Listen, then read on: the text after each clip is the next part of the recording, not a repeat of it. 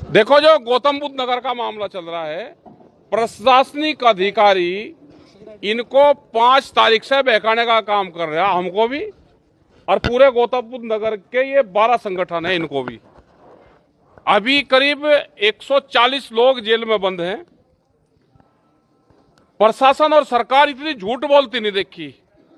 हमको पहले दिन कहा कि हमने 20 आदमी छोड़ दिया, हमने बयान दे दिया 20 छूट गए।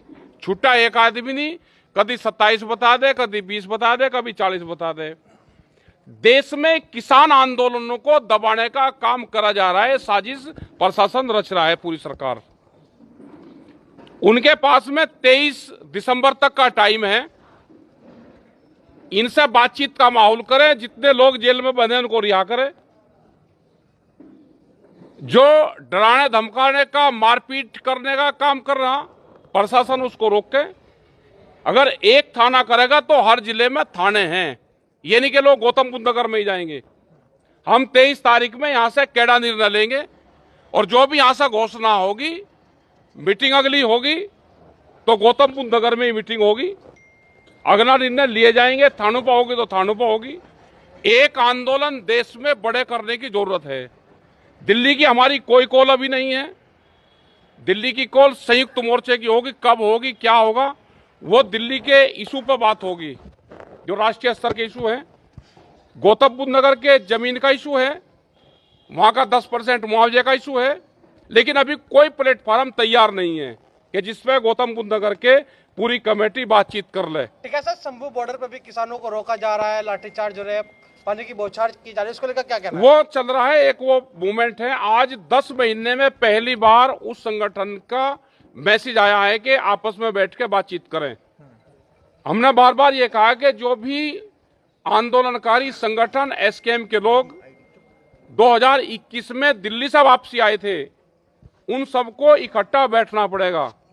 दिल्ली की कॉल पूरे देश के किसानों को फिर दोबारा देनी पड़ेगी। लेकिन कब देनी पड़ेगी, उसकी डेट क्या होगी, कोई इशू पहले बैठ के एसकेएम तय करे। सब लोग अकेले अकेले दिल्ली की कॉल देंगे तो जो नोएडा का हाल हुआ, यही पूरे देश का हाल होगा। ठीक है साहब, 23 तारीख की बात कर रहे हैं, कब ये क्या कार्यक्रम रहेगा 23 तारीख को? जो 23 दिसंबर का, जो 17 तारीख का हमारा प्रोग्राम होता था मासिक पंचायत, वो अब की बार में 23 दिसंबर में है। चौधरी चरण सिंह का जन्मदिन है, वो जन्मदिन भी यहीं रहेगा। 23 तारीख की मीटिंग भी यहीं रहेगी और आगे के जो भी निर्णय होंगे 23 तारीख को हम करीब 3 बजे तक अपना निर्णय दे देंगे। ठीक है साहब, एक सवाल हो रहा है, संभल में एक मंदिर मिला, हनुमान का मंदिर, वो भी बड़ी चर्चाओं में ऐसे में, क्योंकि पहले संभल में ये तो पॉलिटिकल इशू है, सरकार की प्राथमिकता है। वो सरकार अपना काम कर रही है, पूरा प्रेस और वो सब उस पर लग रहे। हमारे इशू किसान के इशू हैं। जो जिस जाति धर्म को है उसको मानता है, वो उसको मानता रहेंगे। आप मस्जिद को मानते हो, आप उसको मानोगे, आप मंदिर को नहीं मानने। हम मंदिर को मानने, हम मस्जिद को नहीं मानने। देश में, संविधान में सबको राइट दिया है, अपने धर्म को मानने का सबको अधिकार है। वो अपने तरीके से पूजा पाठ सब चीज कर रहा है। सरकार का जो काम है, जहां से सरकार को वोट मिलेगी, सरकार का वो एजेंडे में शामिल है, उसका काम करेगा। गन्ना किसानों को गन्ना डालना हो, अपने पर्ची की बात करेगा।